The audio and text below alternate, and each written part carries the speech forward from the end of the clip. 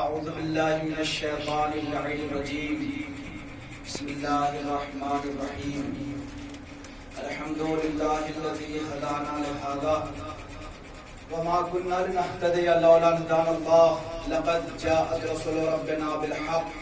الصلاة والسلام والتحية والإكرام على سيد اسلمات الوجود سر الله في كل موجود نقطة دائرة الوجود صاحب لواء الحمد والمقام المحمود مولانا مقتدانا مولا الثقلين جد الحسن والحسين أبي القاسم محمد. اللهم صل على محمد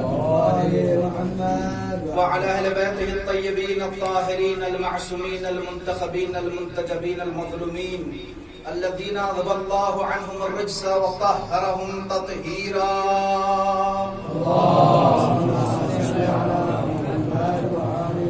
ولعنة الله على أعدائهم أجمعين من الآن إلى صباح يوم الدين. أما بعد فقد قال الله سبحانه تبارك وتعالى في محكم كتابه المبين وهو أصدق الصادقين وقوله الحق.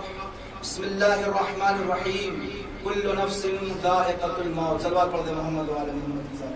اللهم صل على محمد وعلى محمد. صلوات پڑھ دے اللهم صل على محمد وعلى محمد. ایک اور صلوات پڑھ دے محمد وعلى محمد. اللهم صل على محمد وعلى محمد. ایک مرتبہ سورہ الحمد اور تین مرتبہ سورہ توحید کی تلاوت فرما کر شہزادی بیگم اور محمد حسین کی روح سائز. بسم اللہ الرحمن الرحیم.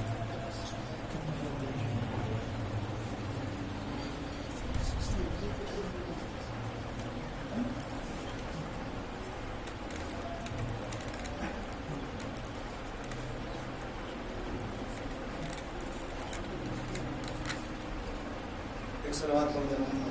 اللهم صل على محمد وعلى محمد. مل جل کے صلوات پڑھ دے محمد وعلى محمد. اللهم صل على محمد وعلى محمد. ہم سب مل کر اس وقت دنیا کی عظیم ترین عبادت میں مصروف ہیں. اسے ذکر محمد وعلى محمد کہتے ہیں.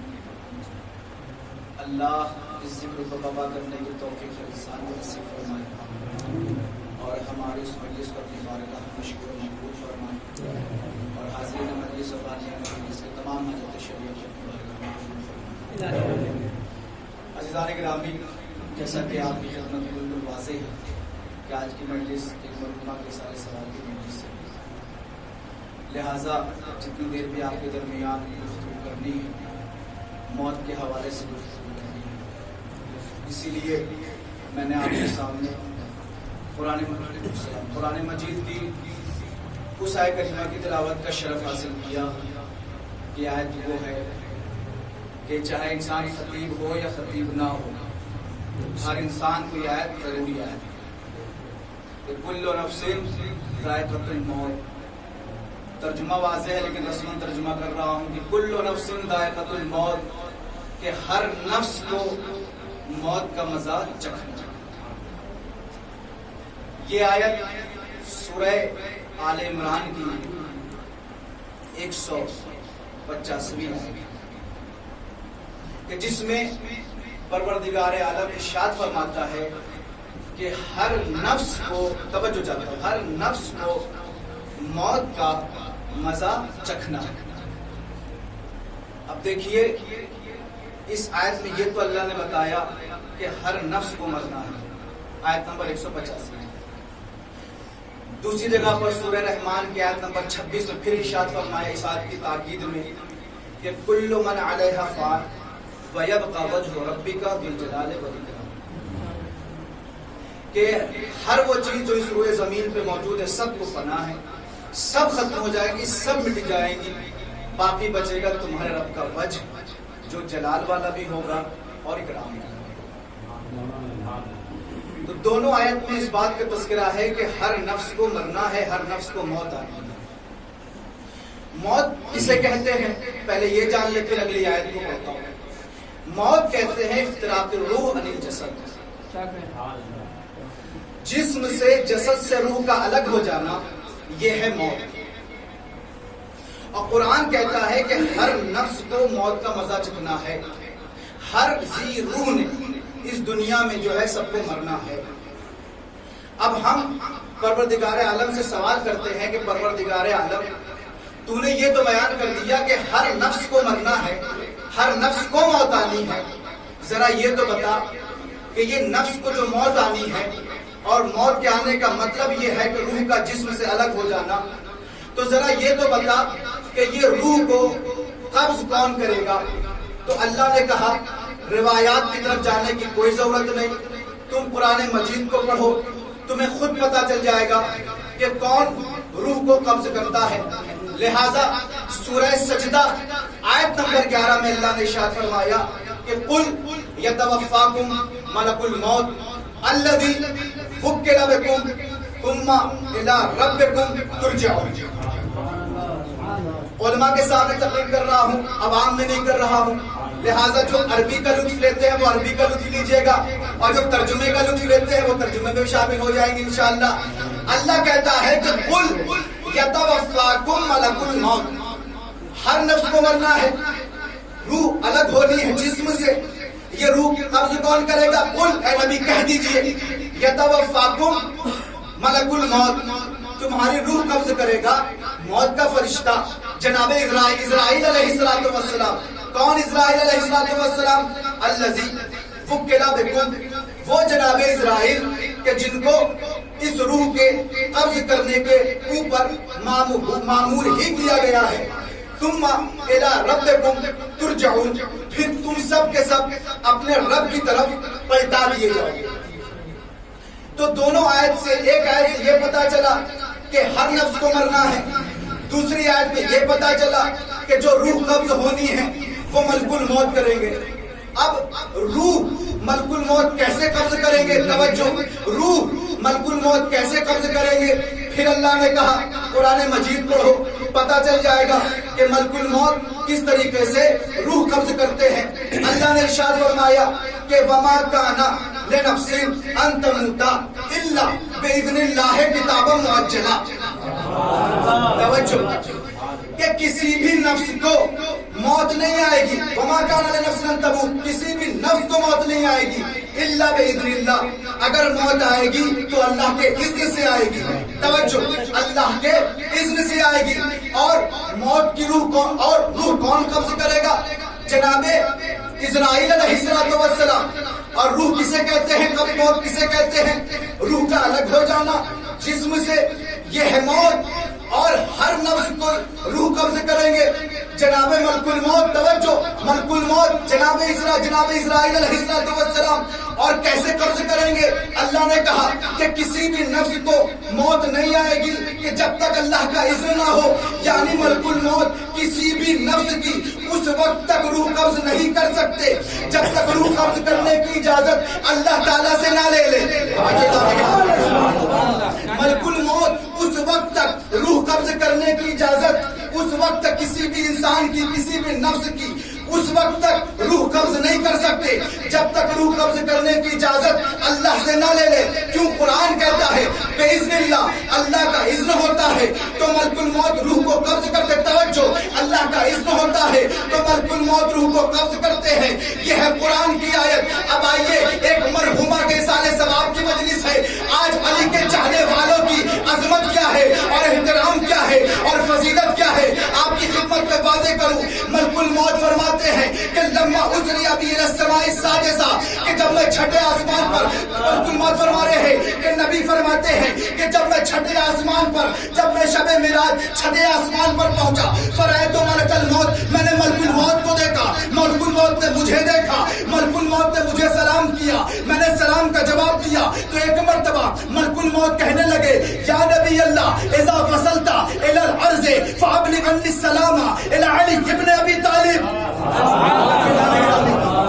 اے اللہ کے نبی، جب معراج سے فارغ ہو کر کے زمین زمین پہ جائیے گا تو علی کو میرا سلام عرض کر دیجیے گا. جیسے نبی نے سنا کہ ملک الموت کہہ رہے ہیں کہ میرا سلام علی کو عرض کر دیجیے گا. ایک مرتبہ اللہ کے نبی سوال کرنے لگے کیف تعرفہ, تم علی کو کیسے جانتے ہو؟ تو فوراً ملک الموت کہنے لگے کہ کیف لا اعرفہ, میں کیسے علی کو نہ جانوں؟ کہا کیوں؟ کہا اس لیے لأن اللہ امرنی ان لا اقبض ارواح شیعۃ علی ابن ابی طالب الا باذنہ, کیونکہ اللہ نے جب مجھے ملک الموت بنایا تو مجھے حکم دیا اس وقت تک کسی شیعہ کی اور مومن کی روح قبض نہ کرنا جب تک علی سے اجازت نہ لے لینا. صلوات پڑھیں محمد و آل محمد کی ذات.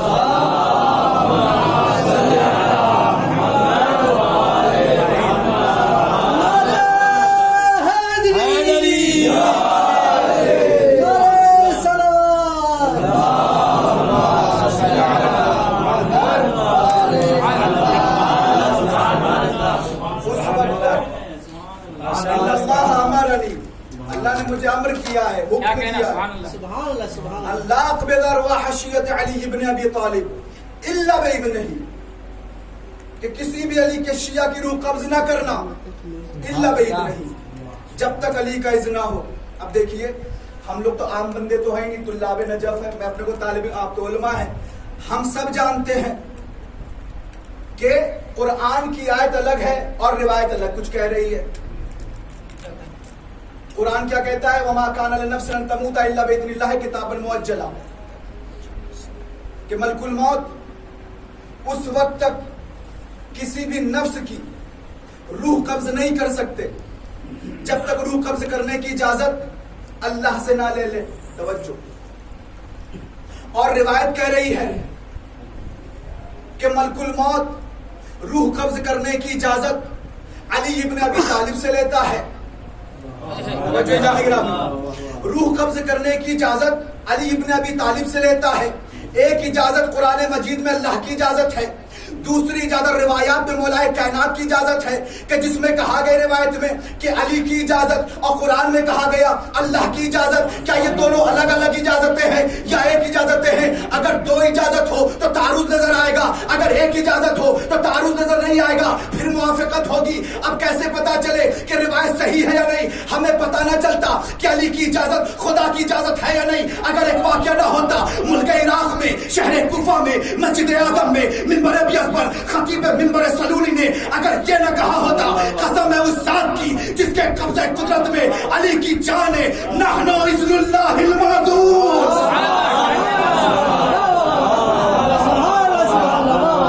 نحن اذن اللہ المعذور, ہم اللہ کے اذن یافتہ اذن ہیں, ہم اللہ کے اذن یافتہ اذن ہیں. نحن اذن اللہ, فقط اذن اللہ نے اذن اللہ المعذور, اذن یافتہ اذن ہے. تو علی کا اذن بھی کوئی الگ سے اذن نہیں ہے, علی کا اذن بھی اذن خدا ہے. لہذا کوئی مشکل یہاں پہ پیش نہیں آتی. توجہ. تو یہ تو قرآن مجید نے کہا کہ ہر نفس کو موت آنی ہے اور اس وقت تک ملک الموت روح کو قبض نہیں کر سکتے کہ جب تک علی سے اجازت نہ لے لے, اور علی کی اجازت بھی پروردگار عالم کی اجازت ہے. توجہ.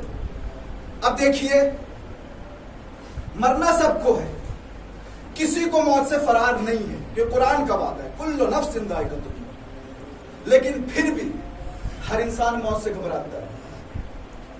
کیوں گھبراتا ہے؟ وجہ کیا ہے, علت کیا ہے؟ اگر آپ وجہ اٹھا کر کے دیکھیں تو بہت سی ملیں گی. ان تمام وجوہات میں سے ایک وجہ آپ کی خدمت میں کر رہا ہوں. سوال کیا گیا امام حسن مجتبی ابن علی ابن ابی طالب علیہ السلام,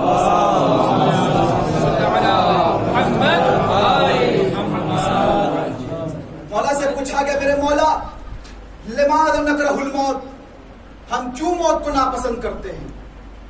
مرنا تو سب کو ہے, ہم کیوں موت کو ناپسند کرتے ہیں؟ تو میرے مولا نے فرمایا اس لیے تم لوگ موت کو ناپسند کرتے ہو لأنکم عمرتم دنیاکم وخربتم آخرتکم فتکرہوا النقلۃ من العمران الی الخراب. اس لیے موت کو ناپسند کرتے ہو کیونکہ تم نے اپنی دنیا تو آباد کر لی, آخرت تو خراب کر لی. اب کون چاہے گا کہ اچھی چیز کو چھوڑ کے بری چیز کی طرف چلا جائے؟ فَتَكْرَهُ النَّقْلَةَ مِنَ الْعُمْرَانِ إِلَى الْخَرَابِ، تو کون چاہتا ہے کہ آبادی جس کو آباد کیا اس کو چھوڑ کے ادھر چلا جس کو ہم نے خراب کر رکھا ہے؟ لہذا اگر اسی لیے میرے مولا فرماتے ہیں کہ انسان اپنے اعمال کو اچھا رکھے اور اپنے عقائد کو صحیح رکھے، اعمال کو اچھا رکھے اور عقائد کو اچھا رکھے، فقط اعمال اور عقائد نہیں، ساتھ میں اخلاق بھی۔ کیا کہنا؟ کیونکہ بہت لوگوں کے پاس اعمال تو ہیں، عقیدہ نہیں ہے۔ کیا کہنا؟ بہت کے پاس عقیدہ ہے، اعمال نہیں ہے۔ بہت کے پاس عقیدہ بھی ہے، اعمال بھی نہیں ہے، اچھے اخلاق نہیں ہے۔ مولا فرماتے ہیں اعمال بھی ہوں، عقائد بھی ہوں اور حسن اخلاق ہو۔ اگر اس کے پاس یہ تینوں چیزیں ہیں تو پھر اسے پرواہ نہیں کرنی ہے وقع علی الموت ام الموت وقع علیہ، تو اسے پرواہ نہیں کرنی ہے کہ وہ موت پہ واقع ہو یا موت اس پہ واقع ہو، اسے پتہ لا یبالی، اسے پرواہ نہیں کرنی چاہیے کہ موت اس پہ واقع ہو یا وہ موت پہ واقع ہو، اسے نہیں پرواہ کرنی چاہیے۔ عزیزان گرامی، موت سب کو آنی ہے۔ روایات میں اگر ہم اٹھا کر کے دیکھیں کہ موت کے وقت جب انسان کی روح قبض ہوتی ہے تو اس کے حالات کیسے ہوتے ہیں، روایات بتاتی ہے کہ جب ایک مومن کے احتضار کا وقت ہوتا ہے تو ملک الموت تشریف لاتے ہیں، اور فقط مومن نہیں، ہر انسان جس کی روح قبض، جس کو مرنا ہے، سب کے نزدیک ملک الموت تشریف لاتے ہیں۔ جب ملک الموت تشریف لاتے ہیں سب کی بارگاہ میں تو معصوم فرماتے ہیں کہ مومن کے پاس بھی آتے ہیں، کافر کے پاس بھی آتے ہیں۔ مومن کے پاس آتے ہیں تو نبی فرماتے ارفق بہی، نرمی کا مظاہرہ کرنا، اور جب کافر کے پاس آتے ہیں تو ملک الموت کو حکم دیتے ہیں شدد علیہ، اس پہ سختی کرنا، اس سے نرمی نہ کرنا۔ اور یہاں تک روایت میں ہے کہ ان ملک الموت یترحم علی المؤمن، کہ ملک الموت مومن پہ اس طریقے سے رحمت اور شفقت کرتا ہے جیسے ایک ماں اپنے بچے کے ساتھ کرتی ہے۔ سبحان اللہ، یہ مومن کی عظمت ہے۔ اب مومن فقط مومن نہیں، یہ مومنہ کی بھی عظمت ہے کہ نہیں؟ کیونکہ مومن کی بھی وہی عظمت ہے جو ایک مومنہ کی عظمت ہے۔ اب جب مومن کے لیے سلسلے میں ہے کہ ملک الموت اس پہ رحمت اور شفقت کرتا ہے تو مومن کی روح کس انداز سے قبض ہوتی ہے۔ اب ایک انسان چھٹے امام کی خدمت میں حاضر ہوا، حاضر ہونے کے بعد کہتا ہے مولا ہم نے آپ کے جد کی یہ حدیث سنی ہے کہ جب کسی انسان کی روح قبض ہوتی ہے تو گویا کہ ایسا ہوتا ہے کہ کانٹے کے اوپر کوئی ریشمی کپڑا ڈال دیا جائے اور اس کو کھینچا جائے تو ایک ایک تار الگ ہو جاتے ہیں، تو اس طریقے سے روح الگ ہوتی ہے۔ توجہ، اس طریقے سے روح الگ ہوتی ہے۔ کیا مولا علی کے شیعوں کی اور مومن علی کی کیا روح اسی انداز سے قبض ہوتی ہے؟ میرے مولا نے کہا نہیں۔ میرے مولا نے فرمایا نہیں۔ کہا مولا پھر کس انداز میں قبض ہوتی ہے؟ توجہ، پھر کس انداز میں قبض ہوتی ہے؟ میرے مولا نے کہا، توجہ جملہ کہوں گا اس روایت کو پڑھنے سے پہلے، لوگ گھبراتے ہیں کہ مریں گے، کس حالت میں روح ہماری قبض ہوگی، ہم پریشان ہوں گے، خوف زدہ ہو جاتے ہیں۔ علی کے چاہنے والے اگر روایت کو پڑھیں تو قسم خدا کی جو میں نے 3 شرطیں بتائی، اگر ان 3 شرطوں کے ساتھ اگر مومن روایت کو پڑھے نہ خوف زدہ ہوگا نہ دہشت زدہ ہوگا، اس لیے کہ موت کچھ نہیں ہے، موت نام ہے شونیدہ علی، جب دیدہ علی میں بدل جائے یہی موت ہے۔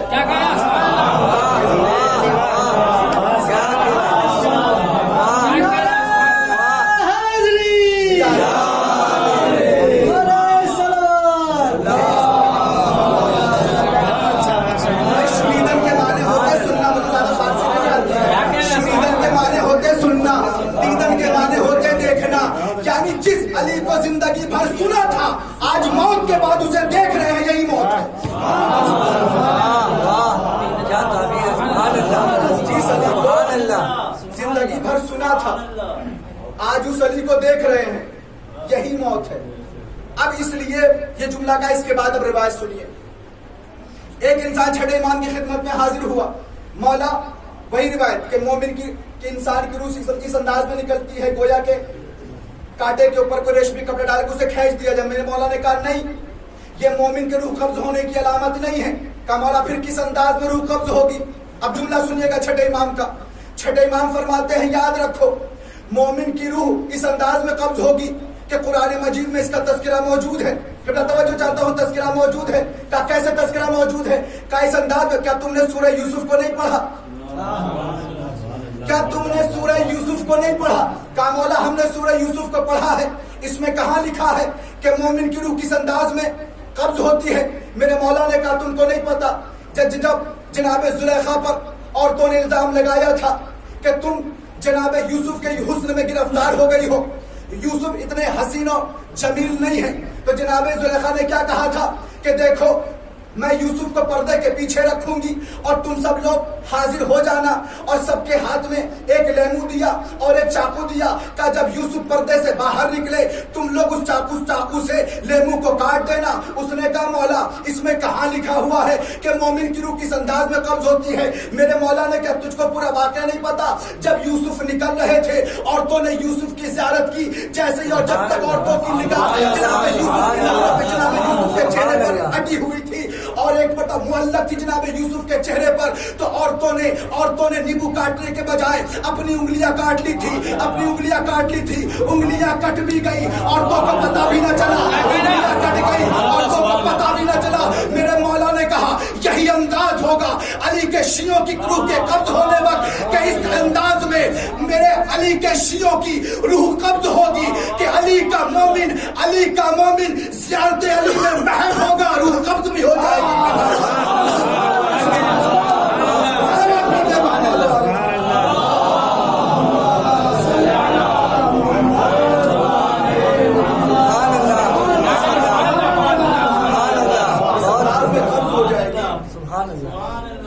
کہ پتا بھی نہیں چلے گا. اب چونکہ موت کے حوالے سے مجلس سے، لہذا کوشش کروں گا کہ ساری باتیں موت کے سلسلے میں عرض کروں. دیکھیے چونکہ ایک مرحومہ کے سال ثواب کی مجلس ہے تو لہٰذا اس لیے میں روایت پڑھ رہا ہوں القطرہ کتاب سے. اب یہ روایت اس لیے بھی پڑھ رہا ہوں کہ تین مناسبتیں اس روایت میں. چونکہ ایک مرحومہ کی سال ثواب کی مجلس بھی ہے اور چوتھے امام کی شہادت کے دن بھی آ رہے ہیں اور موت کے حوالے سے بھی یہ مجلس ہے. اور جو روایت پڑھ رہا ہوں یہ چوتھے امام سے بھی منسوب ہے اور ایک مومنہ کی موت کے بارے میں ہے اور اصال ثواب بھی اس کے کیا کہنا. لہذا تینوں مناسبتیں ہیں، اس لیے اس روایت کو آپ خدمت میں عرض کر رہا ہوں. دیکھیے گا ایک مومنہ کی روح کس طریقے سے چوتھے امام نے دوبارہ واپس